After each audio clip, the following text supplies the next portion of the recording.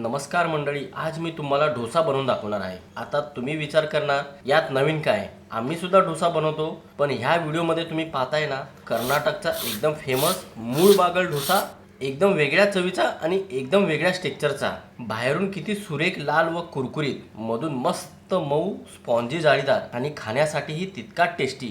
एकदा खाल तर पुन्हा पुन्हा ह्या डोस्याची रेसिपी नक्की बनवा। तर मंडळी, पारंपरिक पद्धतीने हा डोसा कसा बनवायचा, जास्त वेळ वाया न घालवता लगेच सुरुवात करूया। तर मंडळी, हा मूळ बागल डोसा बनवण्यासाठी आपल्याला कोणतेही जुने तांदूळ चालतील किंवा इडली राईस घेतलं तरी चालेल, आणि कोणतीही वाटी सेट करून घ्या। त्याच वाटीने आपल्याला संपूर्ण माप घ्यायचं आहे। ही झाली एक वाटी, ही झाली दुसरी वाटी। आता ह्या सोबतच आपल्याला ह्याच वाटीने पाव वाटी उडदाची डाळ वापरायची आहे। आणि मूळ बागल डोसाचा खालतून रंग चांगला येण्यासाठी 2 चमचे चण्याची डाळ किंवा तुम्ही तुरीची डाळ वापरलं तरी काही हरकत नाही। हा डोसा मधून एकदम मऊ स्पॉन्जी होण्यासाठी 2 चमचे जाड पोहे वापरायचे आहे। आणि ह्यासोबतच इथे मी 2 चमचे ते 3 चमचे झटपट साबुदाणा आहे। तुम्ही वाटलंच तर मोठा साबुदाणा असतो ना, तो वापरला तरी चालेल। माझ्याकडे मोठा साबुदाणा अवेलेबल नव्हता, म्हणून मी इथे झटपट साबुदाणा वापरत आहे। अर्धा ते 1 चमचा मेथी दाणे वापरायचे आहेत। आता या सर्व जिन्नसांना आपल्याला चांगल्या प्रकारे स्वच्छ धुवून घ्यायला पाहिजे। डाळीमधला, तांदळामधला संपूर्ण स्टार्च निघून जायला पाहिजे। ह्या पद्धतीने धुवायला पाहिजे आणि भिजत टाकल्यावर एकदम ट्रान्सपरंट दिसायला पाहिजे सर्व जिन्नस, म्हणजे याचा स्टार्च निघून गेला की कडकपणा येत नाही। म्हणून ह्यामधला स्टार्च जाणं जास्त महत्त्वाचं आहे। याला 2 ते 3 वेळा मी स्वच्छ धुवून घेतो आणि ह्याच्यातलं पाणी अगोदर काढून टाकतो। तर मंडळी, 2 ते 3 वेळा स्वच्छ पाण्याने स्वच्छ धुवून घेतलेलं आहे आणि संपूर्ण स्टार्च ह्याच्यामधला निघून गेलेला आहे। आता आपल्याला नॉर्मल रूम टेम्परेचर प्रमाणे पाणी घ्यायचं आहे आणि हे सर्व धान्य म्हणजेच की डाळ, तांदूळ जितकंही साहित्य वापरलेलं आहे बुडेल इतकं आपल्याला पाणी वापरायचं आहे। आणि पाहू शकता तांदूळ, डाळ, बाकीचे साहित्य किती ट्रान्सपरंट दिसत आहे। आता झाकण लावायचं आहे आणि 4 ते 5 तासापर्यंत भिजत ठेवायचं आहे। 4 ते 5 तास झालेले झाकण काढायचं आहे। पाहू शकता मंडळी, किती मस्त टम्म फुगलेले आहेत सर्व जिन्नस। डाळ सुद्धा चांगल्या प्रकारे भिजलेली आहे आणि तांदूळ सुद्धा नरम झालेले आहेत। साबुदाणा एवढा फुगत नाही, पण परफेक्ट पद्धतीने नरम झालेला आहे। मॅश करत आहे तर आरामात हे मॅश होत आहे। तुमच्याकडे चण्याची डाळ नसेल तर तुम्ही इतक्याच प्रमाणामध्ये तुरीची डाळ वापरू शकता। आता काय करायचं, अगोदर ह्याच्यामधलं संपूर्ण पाणी आपल्याला काढून टाकायचं आहे। मिक्सरचं मोठं भांडं घ्यायचं आहे आणि त्याच्यामध्ये आपल्याला ही संपूर्ण डाळ, तांदूळ वाटून घ्यायचं आहे। तर इतकी डाळ, तांदूळ आपल्याला एकदाच वाटायला जमणार नाही, 2 किंवा 3 टप्प्यामध्ये वाटून घ्यायचं आहे। आणि जसं आपण डोश्यासाठी बॅटर बनवतो ना, तसंच वाटून घ्यायचं आहे। त्यानुसारच ह्याच्यामध्ये पाणी टाकायचं आहे आणि एकदम स्मूथ वाटून घ्यायचं आहे। इथे मी थोडी थोडी डाळ वापरून 2-3 टप्प्यामध्ये वाटून घेणार आहे। 3 बॅचमध्ये हे पीठ मी वाटून घेतलेलं आहे आणि ह्याची कन्सिस्टन्सी पाहू शकता। जशी आपण डोशाला ठेवतो ना, तशीच ठेवलेली आहे। जास्त पातळ करायचं नाही, म्हणजे कुरकुरी डोसा असतात ना जाळीदार, त्या बॅटरसारखं आपल्याला पातळ करायचं नाही। पेपर डोसासारखंच आपल्याला ठेवायचं आहे। आणि ह्याच्यामध्ये जास्त पाणी टाकून वाटूच नका, थोडं थोडं पाणी टाकून वाटा, म्हणजे काय आपल्याला परफेक्ट कन्सिस्टन्सी भेटणार। अगोदर जास्त पाणी टाकलं की बॅटर पातळ होणार, मग हा डोसा बिघडू शकतो। बिघडणार तर नाही, तसंच टेक्स्चर येणार नाही जसं आपल्याला पाहिजे। आता थोडंसं पाणी ह्या मिक्सरच्या भांड्यामध्ये टाकू, 1-2 ते 3 चमचे पाणी टाकून असं थोडंसं ढवळून घ्यायचं आहे, म्हणजे चिटकलेलं बॅटर संपूर्ण पाण्यासोबत बाहेर येईल। आता याला चांगल्या प्रकारे फक्त ढवळून घ्यायचं आहे, फेटत बसायची काहीच गरज नाही, फक्त असं ढवळून घ्यायचं आहे।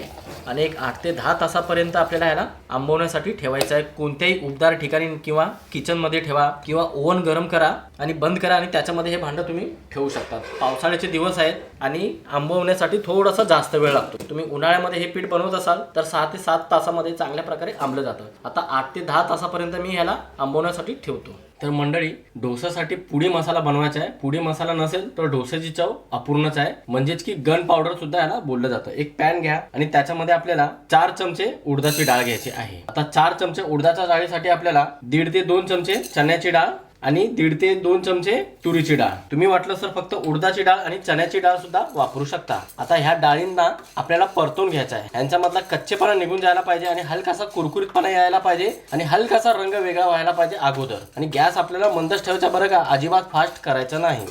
तर मंडळी, आपण व्हिडिओमध्ये पाहू शकता हलकासा रंग वेगळा झालेला आहे। जास्त ओव्हर कुकिंग होऊ द्यायचं नाही, अगोदर आपल्याला ह्या स्टेजपर्यंत भाजून घ्यायचं आहे। आता ह्याच्यामध्ये आपल्याला 2 चमचे तीळ टाकायचे आहे आणि 1 चमचा जिरे टाकायचे आहे। डाळीचा कच्चेपणा लवकरात लवकर जात नाही आणि तीळ आणि जिरे हलके असतात, ते लवकरात लवकर भाजले जातात। ह्याच्यामध्ये तेलाचा वापर करायचा नाही, ह्याला असं कोरडंच आपल्याला भाजून घ्यायचं आहे। तर पाहू शकता संपूर्ण जिन्नस चांगल्या प्रकारे भाजले गेलेले आहेत आणि मस्त असा खमंग सुवास दरवळायला लागला की ह्याला एका प्लेटमध्ये काढून चांगल्या प्रकारे अगोदर थंड करून घेऊ। आता ह्याच पॅनमध्ये आणखीन काही जिन्नस भाजून घ्यायचा आहे मसाल्यासाठी. 2 ते 3 तिखट लाल सुक्या मिरच्या आहेत. या जास्त तिखट आहे म्हणून 2 ते 3च वापरत आहे. तुम्ही तुमच्या आवडीनुसार तिखट वापरू शकता. 10 ते 12 काळी मिरी आहे आणि 10 ते 12 लसणाच्या पाकळ्या. आता ह्या जिन्नसांना अगोदर आपल्याला मंद आचेवर 1 मिनिटापर्यंत परतून घ्यायचं आहे.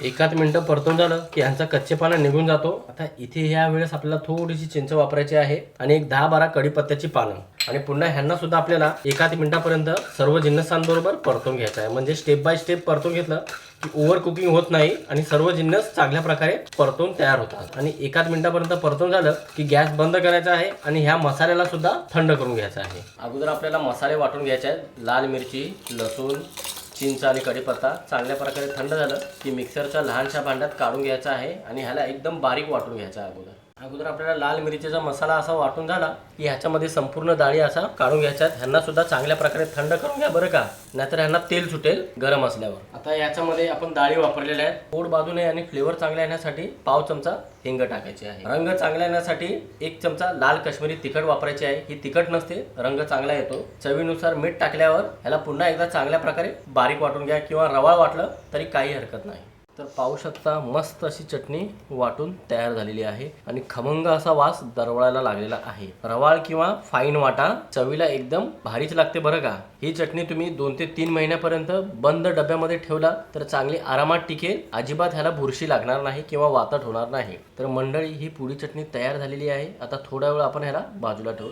आता आपल्याला लाल चटणी बनवायची आहे या डोशासाठी. तर पॅन मध्ये आपल्याला 2 चमचे तेल घ्यायचं आहे. तेल गरम झाल्यावर एक मोठ्या आकाराचा कांदा उभा कापून घ्यायचा आहे. बारीक कापण्याची काहीच गरज नाही. कांद्याला आपल्याला त्यांचा कच्चेपणा जाईपर्यंत आणि कच्चा वास जाईपर्यंत परतून घ्यायचा. गॅसला मंद किंवा मध्यम ठेवायचा आहे. तर मंडळी 1 मिनिटापर्यंत परतून झालं की कांद्याचा कच्चेपणा निघून गेलेला आहे. आता इथे मी 1 चमचा जिरे टाकत आहे आणि सोबतच 4 ते 5 लसणाच्या पाकळ्या व 1 इंच आलं लहान तुकडे करून घ्यायचा आहे आणि एक मोठ्या आकाराचा टमाटर उभा कापून घ्यायचा आहे. आता ह्या सर्व जिन्नसांना आणि टमाटरला चांगल्या प्रकारे शिजवून घ्यायचं आहे. टमाटर पूर्ण चांगल्या प्रकारे शिजले पाहिजे आणि कच्चेपणा पूर्णपणे गेला पाहिजे. कांदा आणि टमाटर चांगल्या प्रकारे परतून तयार झालेले आहेत. आता शेवटची वेळ इथे 2 ते 3 बेडगी मिरच्या आपल्याला टाकायच्या आहेत. फक्त 1 मिनिटापर्यंतच परतून घ्यायचं आहे. मिरची टाकल्यानंतर जास्त परतून घ्यायचं नाही, ओव्हर कुकिंग होईल नाही तर मिरची जळून जाईल. हे संपूर्ण साहित्य मला परतून घ्यायला 4 ते 5 मिनिटं लागलेली आहेत आणि पूर्ण कच्चेपणा निघून गेलेला आहे टमाटरचा. आता ह्या मसाल्याला एका प्लेटमध्ये काढून चांगल्या प्रकारे थंड करून घेऊया. मसाला पूर्णपणे थंड झाला की संपूर्ण मसाला आपल्याला मिक्सरच्या लहानशा भांड्यात काढून घ्यायचा आहे. आता ह्या मसाल्याबरोबर आपल्याला जी आपण पुडी चटणी बनवून ठेवली होती ना, त्याच्यामधला 1 चमचा मसाला टाकायचा आहे. चवीनुसार मीठ टाकायचं आहे आणि तुम्हाला आवडत असेल ह्या चटणीमध्ये सुद्धा थोडीशी चिंच टाकली तरी चालेल. आता अगोदर बारीक वाटून घ्या, मगच ह्याच्यामध्ये थोडंसं पाणी टाकून घट्ट चटणी वाटून घ्या. तर मंडळी पाहू शकता, फक्त किंचित थोडंसं पाणी टाकलेलं आहे. म्हणजे 2 ते 3 चमचे पाणी टाकून अशी आपल्याला घट्टसर ही लाल चटणी बनवून घ्यायची आहे. आता दोन्ही चटण्या पूर्णपणे तयार झाल्या की फटाफट आपण पीठ कसं आंबलं ते पाहूया. तर मंडळी 8 ते 10 तास झालेली आहेत. आता झाकण उघडायचं आहे आणि पाहू शकता मंडळी, काल पीठ एकदम खाली होतं भांड्याचा. हे 3 लिटरचं भांडं आहे बरं का. तर जवळपास 1 लिटर पीठ होतं. आता पूर्ण काटोकाट हे पीठ भरलेलं आहे आणि मस्तपैकी आंबलेलं आहे. पीठ फुगण्यावरूनच तुम्ही समजू शकता पीठ किती मस्त आंबलं असेल. पाहू शकता जबरदस्त असं हवा भरलेली आहे.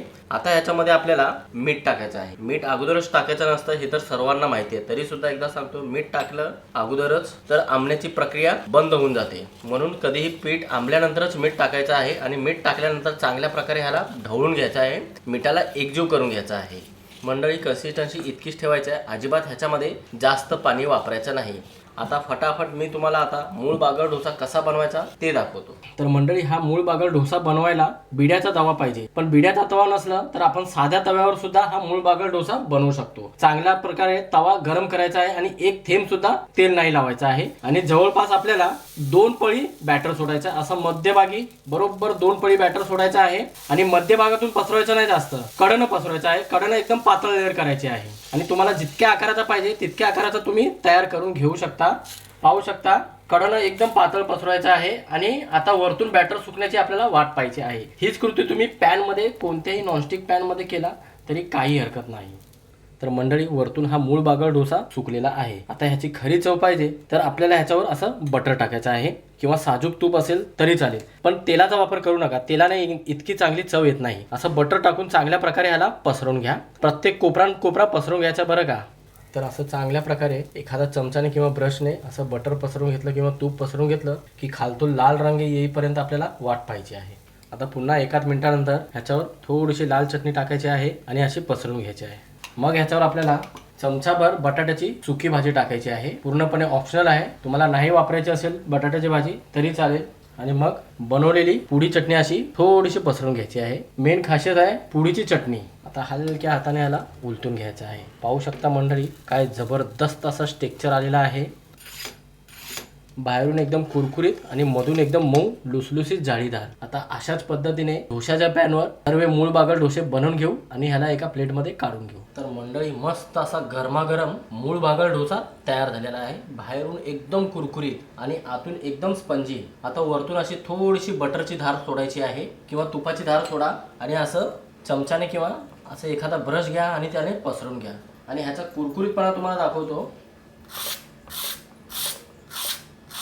पाहिलं ना मंडळी काय जबरदस्त असा कुरकुरीतपणा आहे आणि मधून एकदम मऊ लुसलुशीत. हे पहा काय हा मूळ बागड डोसा आहे. बघता क्षणी तुमच्या तोंडाला नक्की पाणी सुटणार. आणि साऊथचा फेमस हा मूळ बागड डोसा कसा वाटला नक्की कळवा तुमची प्रतिक्रिया. आणि आजची ही रेसिपी आवडली असेल तर चॅनलला सबस्क्राईब करायला विसरू नका. चला तर मंडळी अशाच नवनवीन रेसिपीसह पुन्हा एकदा भेटूया. धन्यवाद.